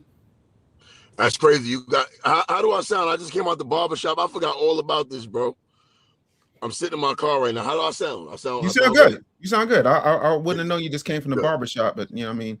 You know, bald people got to get haircuts too. It's just, hey man, listen, I preserve a little hair I got. Listen, I would love to see what's going on up under there too, because you always got that covered up, bro. Oh yeah, no, it's just a veritable forest up here. I'm in desperate need of a retwist. I'm not gonna hold you. It's just a mess up here. If I showed you this, you know how they say, if you see God, if God was to show himself to you, you would, like, literally your head would explode. If I take this off right now, yeah, I mean, right. I got these from Sway. You know what I'm saying? I got these from Sway. Because he, you know what I mean, he don't have a use for him. If I take this off right now, you're gonna go blind, bro. So okay. And until my hair gets retwisted, the turban Stevie Wonder going on under there. No, I have a hairline, bro. Like my hair is my hair is there, bro. Like, it's a lot of hair. But yeah, no. Okay. Yeah, I'm in desperate need of a retwist. I don't understand why. I'm growing. Okay, I'm growing. I'm a grower, not a shower. You got to pack your ass up. Anywho and anyhow, man. First of all, how's everything going, big dog? I'm good, man. Running around, getting ready for the weekend. You know, booked and busy as usual. Yeah, you making all the money. You making all the stand-up money, bro.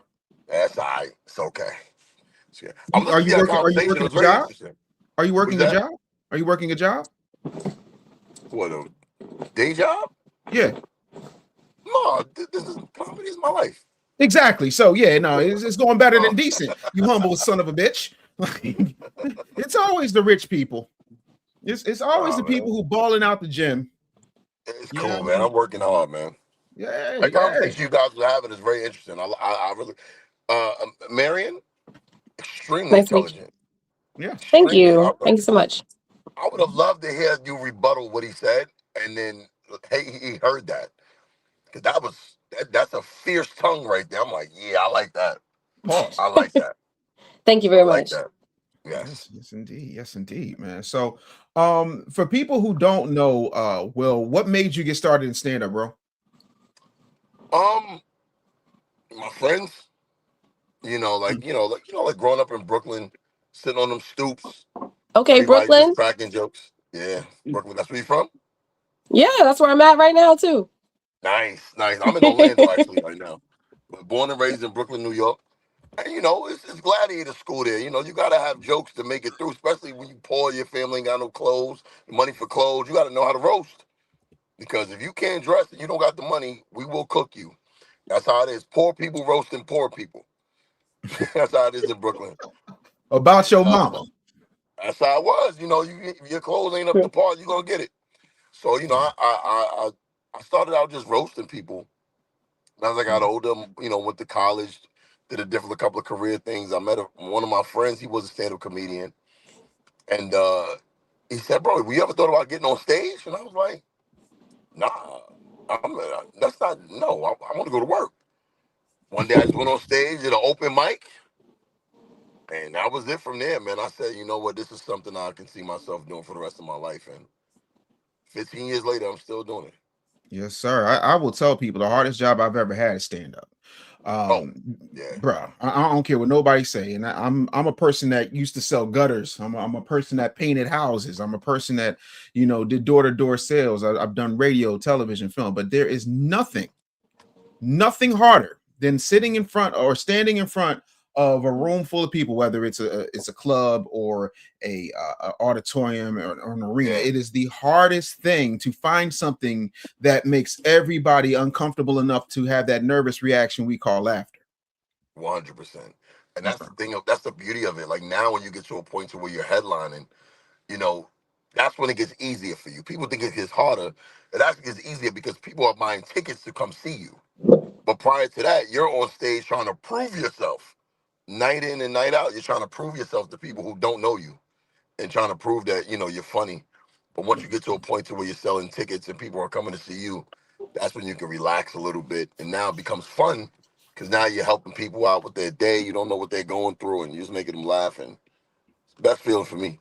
Yeah, no, I'm definitely with that. So we're gonna check out some clips, but before we do, I want to bring up my homeboy who is a phenomenal foundational Black American. He's also one of my senseis. He is the reason, in no small part, why I am under 200 pounds for the first time ever in my adult life. I want to give it up for my homeboy Kenn Morgan's in the building. What up, big homie? Hey, what up, Dave? How you doing, buddy? How's everybody on the panel? Y'all good? Yeah, we all good over here. We ain't got nothing going on. We just over here talking shit. But real quick, and Will, I want to start with you. I'm going to play this clip, and because this goes to how difficult it is to be a comedian in today's society. I'm lucky. I'm a Laugh House original. I started in '97, so a lot of this missed me. You know what I'm saying? So, luckily for me, I can get up and do 15 minutes and go about my business. It's not my bread and butter anymore. But in this social media world, let's talk about the dangers of comedy. So I'm gonna roll this clip, and Will, I want to get your reaction. I'm gonna get the reaction of everybody on the panel, and we're gonna go ahead and hit this joint. Let me see here, get the right one. Yeah, okay, this is it. All right, bet, and boom, yeah. Hold on. Well, do it. Okay. Oh no. Baba City, Baba. City Gonya. Are you looking for something? I don't know. That's just. Let me tell you something. Okay. What did I say? What did I say? You Go said ahead. nothing. That's Zimbabwe? That's Zulu. That's Zulu. South African. Can you do that? Yeah, I can do it. Do it. So you sing it like Dancing Gonya Magiti Baba. You were way off. Ingonyama. All right. You said, yeah. What I do, Papa? You made up. You should see me when I do it in front of white people. Oh my God! Why you look? Oh my God! Hold on. Can you do that? Do that one more time. Do that again.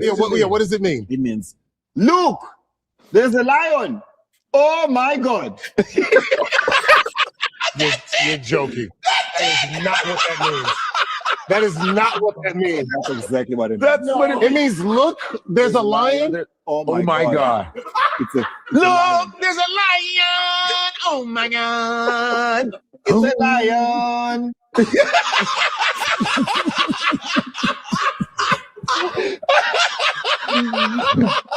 This whole time, I thought it was like this, like this beautiful, majestic. Look here, like, there's a bull lion. It's a lion. Can you believe that? No, we can't. They gonna fall for this bush. It's gonna eat your black ass right now. I thought it was like some, this is spiritual. It's a lion of a They said, dead. yo, look at it's a lion. They're dented. Oh my God. Yo. So for those of you who do not understand, that young man is a comedian, and he obviously is African, and he was making a joke. But what winds up happening is he gets served on stage by the guy who made that song because he felt like it was damaging to the tune of $27 million. Will Mills, what say you, bro? Bro, I know this story. I'm very familiar with it. I don't know the comedian, but shout out to him. Godfrey's a good friend of mine. Bro, it was hilarious. And the environment when a comedy is under attack like that, when a guy clearly made a joke, we talk about a movie that's 30 years old, bro. And now they're coming along saying that he changed the... First of all, do we even care what it means? Does anybody know what it means for real? The dude who wrote the song says it means, I can't remember what he said, but basically it's not too far off from look, there's a lion. Oh my God. I mean, it really just ain't that damn far off. But my whole thing is let's keep it a buck, right? First thing I want to say, The Lion King is not an original story. It's literally, and you look at any of the folks who wrote the actual movie, not the damn song. I'm messing it up. I don't give a rat's ass. They took pieces of Bambi and they took pieces of Hamlet and they made it. Shoot, they was calling it Bamlet before they called it The Lion King. No, there was actually a movie called The White Lion. Oh, let's not forget about that shit. It was a movie called The White Lion, and it's the exact same story. And I believe that's a Japanese or Chinese cartoon that came out way before The Lion. It is the exact same story. They stole that and redid it. And it's ridiculous, bro. And this is going on with comedians so much. I like the way he handled it on stage. They, you left that part out. They served him on stage while he was performing. If I was him as a comic, I don't think this is gonna go anywhere. I think he can capitalize off of this. And I think that's what a comedian should always do, is capitalize off anything like of this magnitude, because this could propel him to another level. That's what I would do. I don't think they're gonna get see? Kimba the White Lion, there you go. Kimba. And his name is Kimba. Yep. It's just wild to me. You know what I'm saying? Yeah. But I mean, that's what Disney do, bro. Like allegedly, supposedly, just out here talking. But yeah, that's cool. Marien, what are your thoughts? I'm not quite sure why people are upset. Like, are people upset? Is there a problem? I mean, listen, I will say this and I will always say this. Tethers are going to tether. Right. Tether's going to tether and white folks are going to capitalize. So I'm going to ask the white woman, Annie, thoughts? I looked this up. It means, look, there's a lion. Oh my God. Or more formally, here comes a lion father. Wow. So it does mean that. Yeah, it does mean that. Look, here comes a lion father. So wow. That's crazy. That's crazy. Wow. Now here's my question, because I didn't see the whole serving thing, and obviously, was the man that wrote that song originally African? Yes. Okay. I'm just wondering if this pissed off white people. I'm wondering if this pissed off white people, and that's why they're going after him, because I thought that shit was funny what he said. personally. I think people are just too sensitive nowadays. I mean, we talked about Drewski a couple weeks ago. I was gonna ask if we were gonna talk about that because we can't be doing this as society, y'all. Like this just getting insane. People are just way too sensitive, and that's just my opinion. I mean, if we can't make jokes, that is the whole purpose of SNL. I mean, yeah. They make fun of people every day, all day. They have been doing it for 50 years. Well, yeah, you have to remember that comedy, that's supposed to be a sacred stage. You can say anything on the stage, you know. Yeah. You know, as long as you get a laugh, as long as you get arousing, you're supposed to say anything you want to say, you know, and whoever, you know, gets a little offended, that's even better. Like Drewski, he's getting millions of views, getting millions of dollars for comedy, and they're still trying to sue him. You can't sue that. That's protected by the First Amendment. Last I checked. But let's go ahead and watch this. African to sue. Yeah, let's watch it in real time. What is this? What is this? Service. Oh shit! I just got served. Oh shit! Oh my god! You just. For those who are wondering what this is for, I did a joke about the Lion King. I don't know. You saw it? That was me. Yeah. There's a lion. Oh my god! I'm paying for that shit now. This is the shit. Fuck the Lion King. There you go. I just got served, bro. Yeah, I got served right in front of you guys. I'm now raising money and GoFundMe page. Oh, this is so funny, man. All right, how do we move on from this?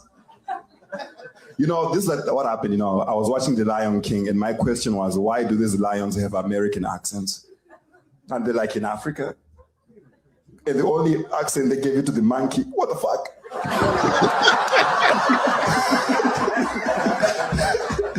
And it was Caribbean. It was. What the fuck, man? Listen, I now have a gluten allergy, anxiety. I got served. I'm now American. Yeah, so like Good stuff, insane. good stuff, good stuff. Insane. Look, but that's what comedy's supposed to be. I think the African boy who wrote the intro really took himself way too seriously and just tried to make himself the main character in something that nobody give a gook about. So was it Disney that sued him, or was it the guy who wrote the guy who wrote it? Yeah, that's what I think happened. I think the guy he who already got wrote it paid. probably got screwed over by Disney. Yeah, and now he's coming out. Yep. Yeah, he probably didn't get his money from Disney. And now That's he's what I trying was to just gonna capitalize say. off the African dude. Yep. You're looking for a payout. Yep. But what could you possibly be suing him for? Like that's what I'm trying to understand. What does the lawsuit say? You can't make jokes about He doesn't know any better. He don't know nothing, and that's the thing. Let's because I pulled this up because I wanted y'all to see this. Let me see here, because here it is. Give me 1 second to put this back up for y'all, because this is NBC. This ain't me pulling some stuff out of my behind. This is from NBC News. Composer behind the Lion King opening vocal sues comedian for $27 million over Circle of Life jokes. Lebohang Morake, the Grammy award-winning South African composer behind the song's opening vocals, filed a federal lawsuit complaint against Lenmore Jonasi. Yeah, y'all like how I pronounce that. I'm like Paul Simon with this. I'm American, but I can do that. Man, somebody just bring back Lady Smith, Black Mambazo, so that we can just, all get along. So the South African comedian is being sued for $27 million over a viral joke that mistranslated the iconic Circle of Life chants in Disney's Lion King. Lebohang Morake, Grammy Award-winning South African composer behind the film's opening Zulu vocals, filed a federal civil complaint in California March 16th against the comedian Lenmore Jonasi, alleging that the translation is false and damaging to his life's work. Jonasi, whose legal name is Lenmore could not be reached immediately for comment on Friday. No attorney information is listed for him. In a GoFundMe campaign he launched just to cover legal fees, Jonasi called the lawsuit unjust. By Friday afternoon, the campaign had raised more than $16,000. Disney did not respond to a request for comment. So he's upset because he calls the translation, the mistranslation, a sick joke that is destructive to Moraki's artistic work. Am I going to be the one to say it? No, I'll say it. Please. Bro, didn't nobody know who? Yeah, well, go ahead. This is some janky South African shit, bro. That's just what they do, bro. That's what it is. This is what an African would do. That's all it is, bro. Some janky African shit. Don't they do the same? Don't they like fake bringing people back from the dead and shit like that over in Africa? Like they got all types of wild shit they do in their churches. This is just something a South African would do, bro. This is exactly what they would do in this situation. I guarantee you, if a white man did that, he wouldn't have a problem with it. Oh, hell no. Hell no. No. Yeah, bro, that's all it is. And y'all know, and I'm not trying to be funny, but I've never heard of this comedian Learn More either until he was on Godfrey's show. Shout out to Godfrey. I want to sit down with Godfrey. I think me and Godfrey. I met Godfrey. I met Godfrey when I was like. Yeah, you know what? Yeah, we need to get Godfrey involved in this because, yeah, I'm gonna call him. I'm gonna call him directly. Godfrey, man, if you're watching this show, you're gonna see it because I'm gonna clip it up and put it on my page. Y'all need to have a conversation about this, and we need to get that comedian, you, and my brother Dave over here to talk about this because this is some bullshit. Yeah, no, it really is. Marion, you met Godfrey? Yeah, but forever ago when I was like much younger, I ran into him. Was this in your sugar daddy era? No, this is like I don't actually even I wanna say I was like college age, and I just ran into him and my friend ran into him in Soho, and we spent the day with him just going around hanging out. He was really fun. Like he seems like a really cool guy. Yeah, no, Godfrey is the coolest. He's like a vampire too. He doesn't age at all. Yeah, Godfrey looks like he just got finished making the 7-Up commercial. He's like 75 years old, bro. Godfrey is 137 years old. Godfrey was on Calvary. It was like, oh my God, you're doing that to Jesus. It don't even make no sense how like Godfrey has an overabundance of melanin. You know how like people got vitiligo? He got revitiligo like Uncle Ruckus. He's so damn black that it's like it just don't make no sense. Why? Because you know most black people. If Will and I cut our beards right now, we look just like our moms. Godfrey don't need no beard. That's how good that man's skin is. He doesn't grow anything. He doesn't grow anything. He got a smooth African. Yeah. You know somebody in the comments said Godfrey's a tether. Oh, okay. All right. No, first of all, whoa. He Okay. said some things. Godfrey has become now. Godfrey has said some things that's questionable, but again, Godfrey gonna ride for his team. But out of all of the Africans, Godfrey will check an African in a New York minute like, nah, it's because of foundational Black Americans that 100%. We've been here. You can't get that away from him, but of course he's gonna ride for his team. Okay. I'm the first person to say that. It's some North Philly niggas that ain't shit, but I'm from North Philly. Like there has to be a certain level of understanding. Was that your dog? Was that your dog, Marion? Yes. What kind of dog is that? Get in my lap. Come here. That's Waka. What is that? That's a big dog. That got to be a he's half German Shepherd and half Whippet. So it's a very weird, very fast. Whip it. Whip it good. And he's light skinned, so he fits in with the family very well. You got a mixed half German brown dog that you raising as your own. This is the mess right here. At least you're not a cat lady, but like I just don't want you dying alone. So I'm trying to figure out, you know what I mean? Because you got Marion got somebody she's dating right now. She's dating Black men and better hold on to him. Listen, it's hard out here. I'm telling y'all right now, y'all better stay. She got to pull a cat out. I'm trying to get him, but he won't come. So I'm gonna take you guys to him. You got a dog. I knew it. Is the cat on a bunk bed? I have everybody. I have all the dependents. Even her cat is mixed. He is mixed, but he's a real nigga. He's from the streets of Landover, Maryland. If you know anything about Maryland, PG County. I used to live in Maryland. You live in Maryland? I used to. Yes. So you know PG County, Landover. That's where I am. I was that bougie white lady, though. You know what I'm saying? Oh, Lord. See, first of all, what y'all not going to do, let me tell y'all something. If y'all want to shoot y'all shot at Marion because she ain't got no ring on her finger, y'all going to have to put some super chats up. That's the only comment I'm going to have. Y'all want to shoot y'all shots, it's $5 super chats and up. Because Marion, first of all, doesn't that immediately make you a pimp? Like, is that doing the math on that? That's because I'm not providing for you, and I'm not telling you to get on the stroll. You the one. There's some comments in here, and I'm not gonna put the comment up, but there's some comments in the comment section that when you got up, people had some things to say, and then all of a sudden, listen. I was gonna say something too, but I just That's why I was going off camera every time I had to get up, because I don't. It's fine. It's fine. I appreciate it. Thanks, guys. But ain't that masculine? Ain't that a comment section? We here. I know what y'all talking about.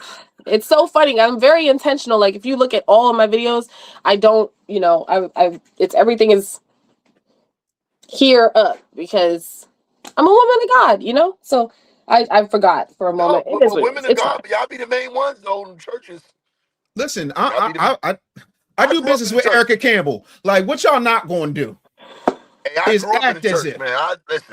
Listen. Some of them revival nights, we was doing more than praying in them churches, man. Okay. Lord, forgive them. She's saying she wants people to watch her for her brain. Yeah, I feel like whatever. Like, that's a deeper conversation about modesty, about, just self-respect and everything of that nature. But one big thing for me, it's like, once I came out of the whole city girl mindset, living for the world type of mess that liberalism is, you realize that you don't need the world viewing you in certain ways. It's not for come on, bro. Can you not with this? I'm about to log off because that's no, don't log off. But I'm sorry. I said members and super chats. He is a member, and it just. But at the end of the day, I'm glad you. Can I ask you a question? I'm glad you mentioned that because I do a bit on that, and I noticed that a lot of women who do come from the city girl life, they run to God, right? Yeah. And I feel like therapy is like. It's like more important sometimes because they will skip past they're like God is supposed to clean all of that up. So one, that is literally scripture, that God is the one that will literally clean you up. That's what baptism is. That is what renewal in Christ is. Two, therapy is very valuable. So people should totally do that as well. I'm not one of those Christians that anti-therapy. You should do both if you feel you need it. Right. But I will tell you as someone that thank you. I appreciate it. I will tell you as someone that God has wrung through the ringer. When I say I have been through it with God, I have been homeless. I have moved 20 plus times. I have lost almost every friend that I had. If you really let him change you, there is a heart posture, meaning the things that you used to seek after you no longer seek them. I used to smoke weed all the time. Now it irritates me. Just being around the smell of it irritates me. I used to say, I had a podcast way forever ago where I was talking crazy. And I had a girl on there that was celibate. She wrote a book about celibacy, and I dragged her the entire 45 minutes. I was like, could never be me. Now, happily on a celibacy journey, like God will change you. But to your point, some women are full of it and they will just straight up be like, I'm a woman of God now. And they don't actually do the healing. They don't actually try, give him time to work on them. So you're saying you're celibate and you have a man? My bad. Great. Oh, I was like, she said she's on a celibate journey. Are you celibate and you have a man? Yeah. Well, I mean, I don't have a man. I said I was dating someone. Like I feel like that's why I sighed at the original. You guys weren't on the call, but I am dating someone. I'm getting to know someone, seeing where it goes. But that's it. So, but either way, like that's the goal is to make it to the altar without rolling there. that woman, it'll be like she'll be out doing her thing, and then she'll go on a celibacy journey, then church, and then ultimately end up at late in life lesbian. What? That's what hoes do. Hoes do that. Hoes they be hoes, and then they become I'm celibate now, and then I'm a woman of God now, and now all of a sudden they gay. Y'all don't notice the late in life lesbian? I'm not gonna be gay. I really like. No, we know men. you know. No, not you, but you know that's the thing. Yes. Yes. So her and I are more alike than she realizes. I also was homeless. Amen. I did OnlyFans for a period of time. This is the Okay. first time I'm saying that publicly. Wow. I was a drug Make addict. that money. Make I that was money. actually doing FET and all that type of shit. Oh I sold wow. drugs. I was running with the cartel. I was running the street, like crazy shit. Respectfully, And Annie, you might be more of a nigga than me. That's why when people here's but the what thing, she's right? saying now, has me out nigga. I did the Is your last therapy. name Oakley? I tried therapy without finding God, and it didn't work. I tried getting Yeah. sober without finding God, and it didn't Come work. on. I tried giving up gambling, sex, all that shit before finding God, and it did not work. It wasn't Amen. until I welcomed Jesus Christ in my heart and soul Come that He on. freed me of the obsession to use and do all those things that were detrimental to my soul. Amen. So after I found God, Wait, hold up. Faith Yet without another works is one. nothing. You done pulled another one. Nah, I'm but a male. I'm a male. She's white in hue alone. That's it. that's She just about it. light skinned it. That's it. Yeah. Listen, Annie's at least black by injection. My bad. My bad. But amen, sis. You know, praise the Lord. Like, that's not to turn this into a whole, you know, testimony like thing, but people don't understand how transformative Jesus is until you really have a real encounter with him and you have that love placed in your heart to know that this man, this God, died for you, knowing you were going to be a hot mess, chose you knowing you were going to be a deplorable person. And everyone thinks, I'm not that bad. I'm not a sinner. I don't kill people. I'm not, like, you're trash, bro. If you just take a step back and look at your life, look at who you really are, look at the way you treat people, look at the things you've done in the past, you are trash. And this man still died for you and loved you enough to give you a way out of paying for the terrible things you've done. And once that gets rooted in your heart, I'm telling you, over time, like as she's saying, the things that you tried to give up before, God will make you just so uninterested in them. You will just be a genuinely transformed question. So it's great. All right, real quick before we wrap up, my wife says we got to do a 23andMe on Annie because she come to me one day. She was like, "Yo, what is Annie?" I said, "She Annie, like Annie, cool. Like, what you mean?" Like, I'm like, "Yo, like Annie's the homie." She's like, "No. Is she black?" Because like. Let me tell you, so that Miss Janae, I will tell you something about my ancestry that I thought was interesting. I did do the ancestry test, and there was some questionable stuff there. But I don't trust that DNA shit. I don't think it can be trusted. But I will say this: I had a woman 4 generations ago. Her name was Free Love Madison, and she's buried here in PA in an unmarked grave. So I believe. Now, my family never owned slaves or nothing like that, but I believe that she may have been a black woman or Native American because there's no white woman with the name Free Love Madison.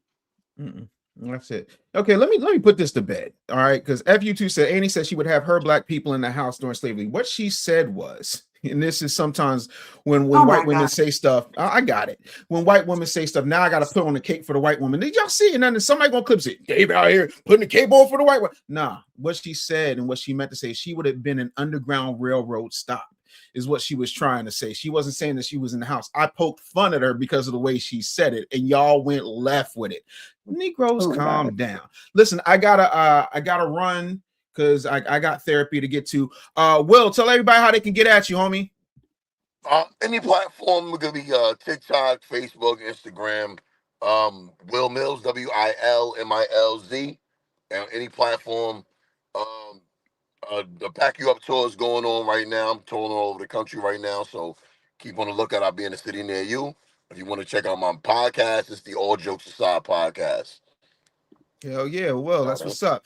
Hashtag Marien. You know, she's allegedly single and celibate. Tell everybody how to get at you. It's just hashtag Marien spelled exactly like that. On YouTube, don't leave a space. On Instagram, put a little dash underneath. You'll find me. Underscore. Thank you. No, we got it. Sensei, Kenn Morgan, tell everybody what you got going on and how they can get up with you, bro. We got to bring you back next week too.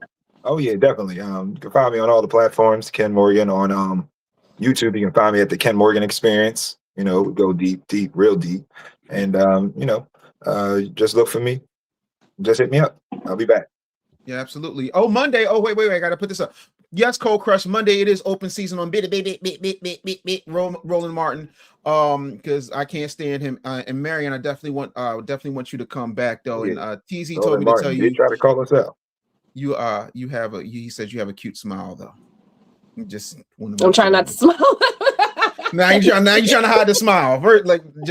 You was better off just staying seated. You ain't gonna. I want people to pay attention up here, and then you smile. Literally, it's fine. I'm so intentional about it normally. Week in a paper bag. No, listen. Let me tell you something. Men of God don't want nobody ugly. When I saw my wife for the first time across the street from the student center, I didn't go, damn, look at the morals on that girl. I was like, yo, somebody stitch that dress on her. When I picked my wife up from the airport, because my wife was living in Michigan, when I picked my wife up from the airport, she didn't know where to go, and she was walking. You know the first thing I saw?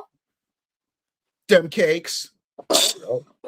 God knows what I like. God made the women of God solid, thick, and caked up. That's okay. Do not be ashamed of your Christian cheeks. Jesus Christ. Goodbye.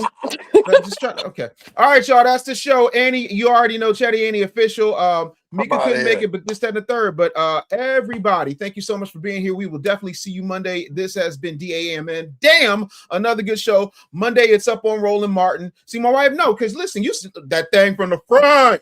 From the front. Hey. You know.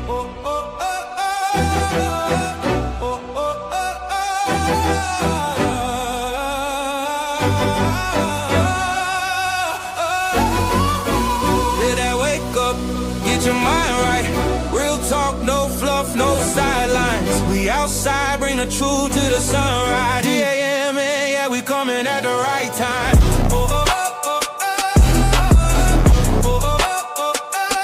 D.A.M.N, some more news. Like Hook Media.